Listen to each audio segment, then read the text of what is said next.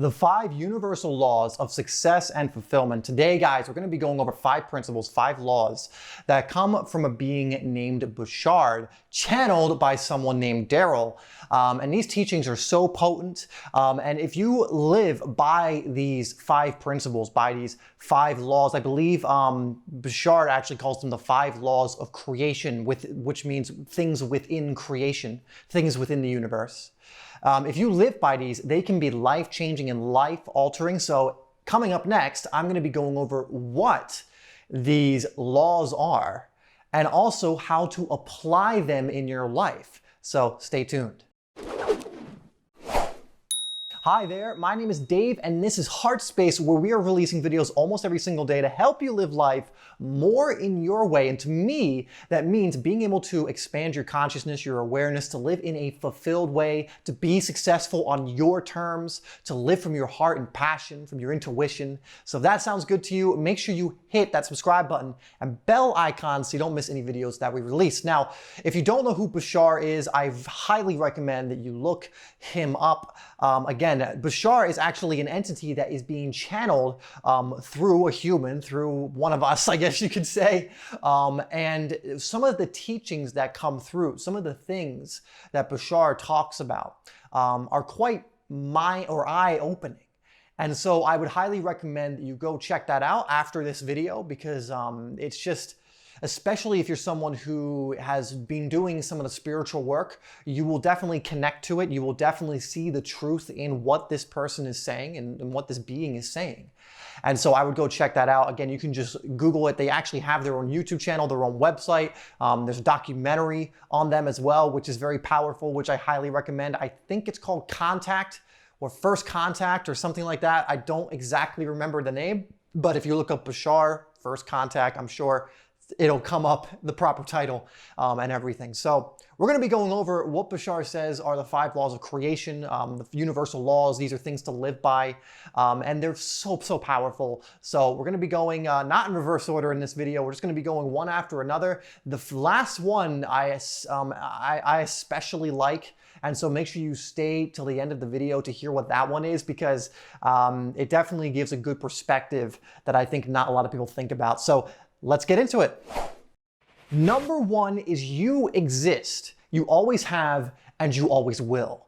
And this is the first one that Bouchard gives, of the 5 laws of creation of the universe, is you exist. You know that because you are perceiving this right now. You can know of your own existence. You always have and you always will. Now, most people can look and be like, yeah, I exist right now. That makes total sense. I'm conscious. I'm perceiving things. I'm taking in all this information and processing it. I exist. Great. A lot of people have trouble with the idea of you always have and you always will. But when you really think about it, what you are made up of, the energy of what you are made up of, has always been within the universe. Ever since the primordial energy that allowed for the Big Bang, and also understand that when the Big Bang happened, or when whatever you want to call it happened, creation in the sense of how we know it today happened. Before that point, all of the mass in the universe was actually contained in something the size of a green pea, so actually smaller than that. Because one thing you have to understand is we are actually 99% empty space. It may not seem like that because you're very solid. I can touch, my arm, I can do all this different stuff that makes me think that everything around me is real, because I've learned to experience realness through my 5 senses. But if you actually look at the atom, for example, and you look at what makes up the atom, what science has confirmed is an atom is actually 99, I think even 99.9% empty space. That it's actually not filled with much at all. It's empty space. And atoms are the building blocks of what you are made up of. And so it goes to say that if an atom, and all atoms, are 99% empty space, what are you? And so I just say that to give you this idea that yes, all of the mass, the matter in the universe was once contained in a tiny point, no bigger than the size of a green pea. However, this energy was very hot, it was very unstable, and eventually it led to the Big Bang, this expansion of that energy, and then spreading matter all over what is now the universe. And again, that might not be the most scientific explanation. You can look that up on your own time to find out some more details. I'm going based on memory of what I've learned.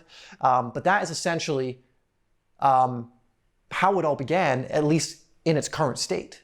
And it's continuing to expand. People believe at some point it will contract and then it will expand again. And we're just going through this process, always in process of going through this. But what that means is that you and I and everyone you know are all made up of what was contained in that tiny green pea-sized condensed matter. And this is where the idea of oneness comes from, that there is an energy that connects all of us. It is the idea that you have always existed and you always will, not in the form you are in now. And actually, that's why I'm saying stay to the end for number 5, because this gives it a much better perspective.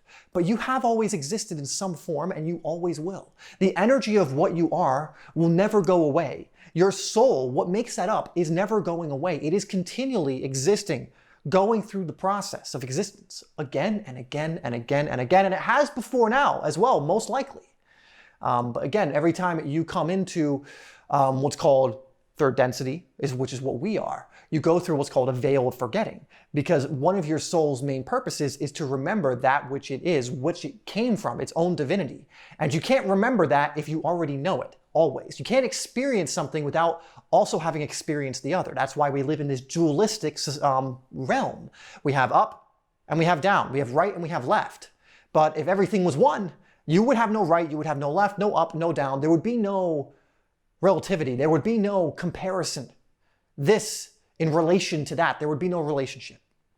So anyway, getting back to that first one, you exist.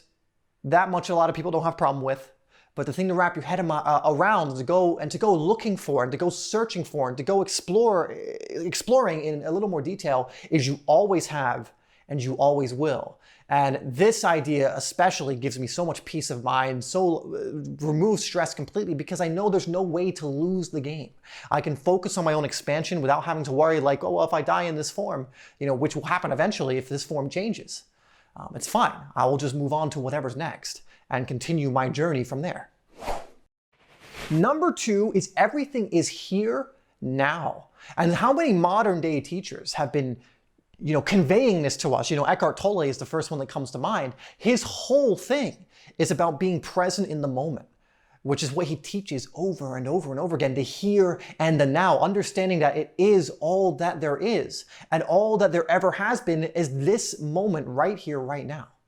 The past and the future are simply man-made constructs that we have created. Nothing else within the universe. There may be other forms like us that do something similar, but nothing else within nature, for the most part, does the same thing of thinking past or thinking future.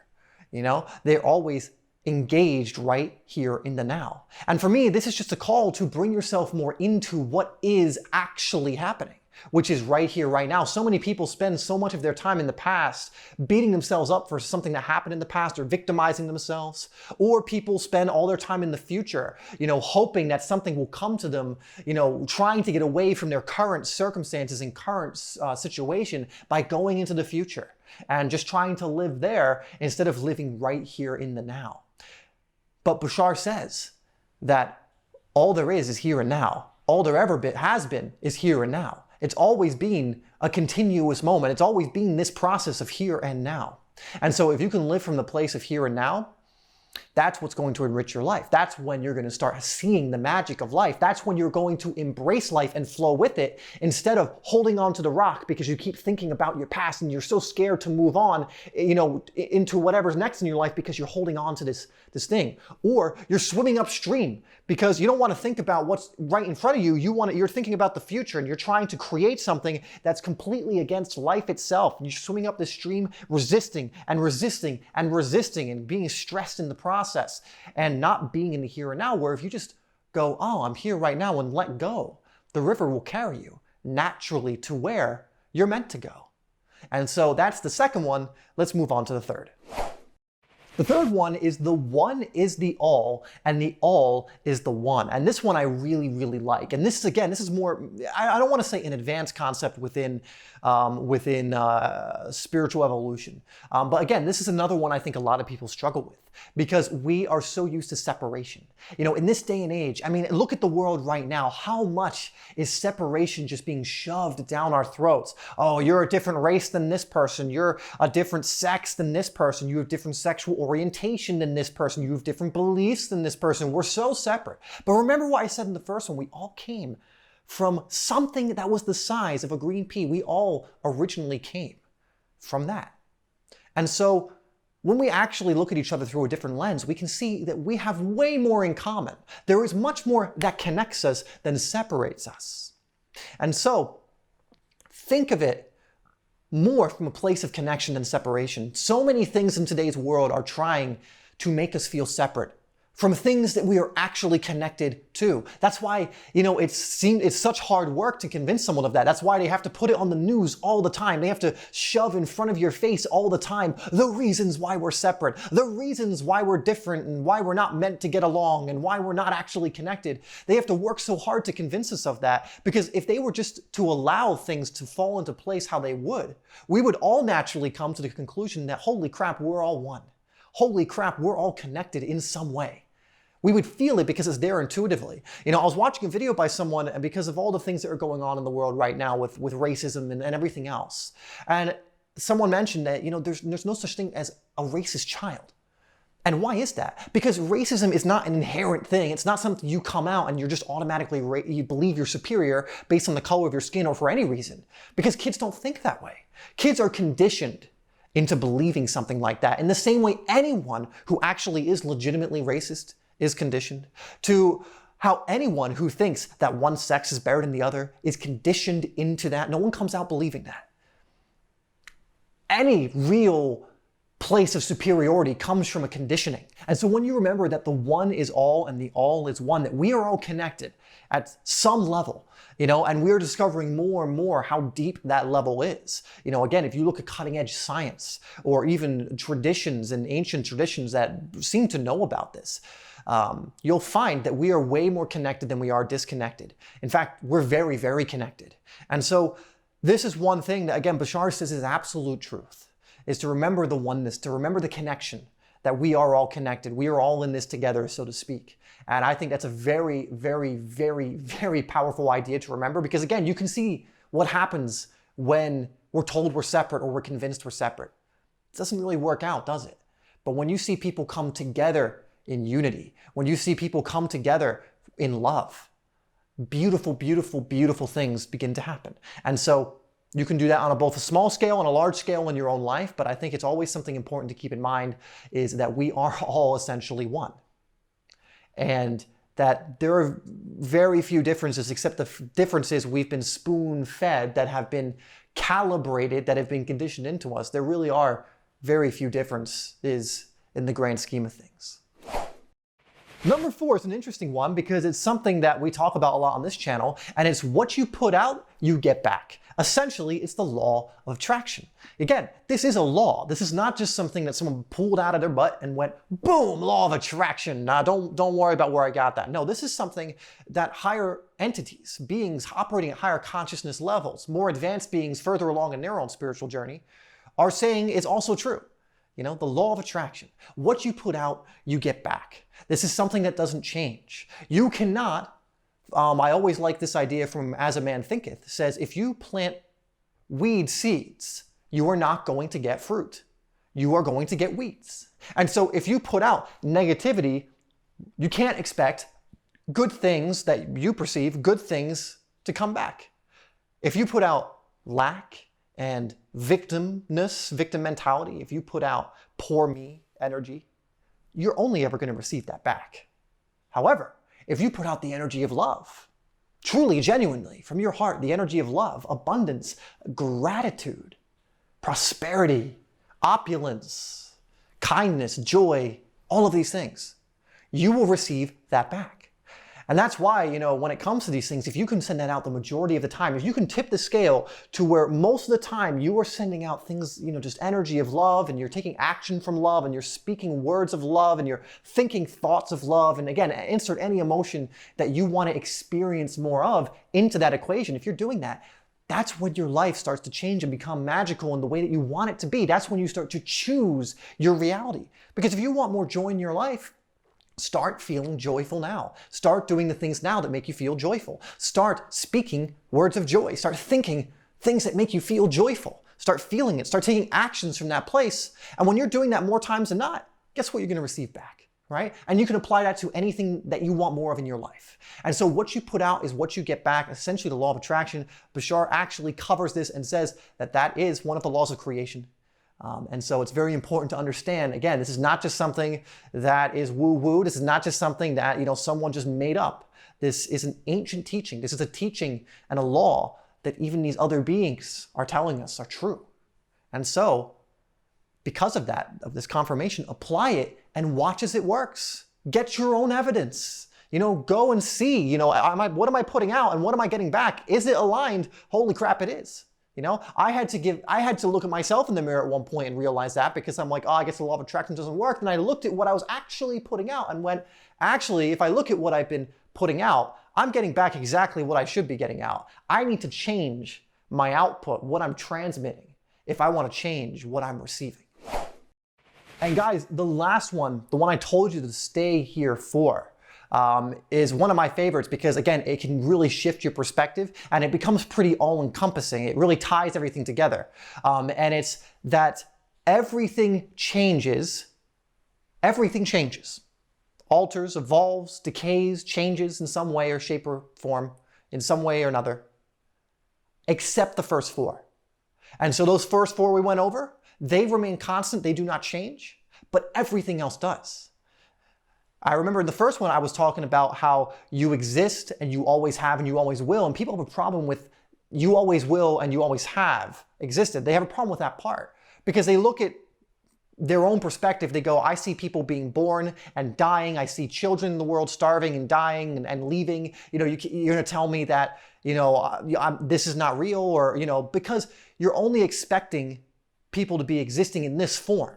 However, when you realize that everything changes, including the form in which you approach the universe in, including the form which you are manifesting in, whatever you are living in, that will also change. However, the first four will not, meaning you exist, always have, and always will.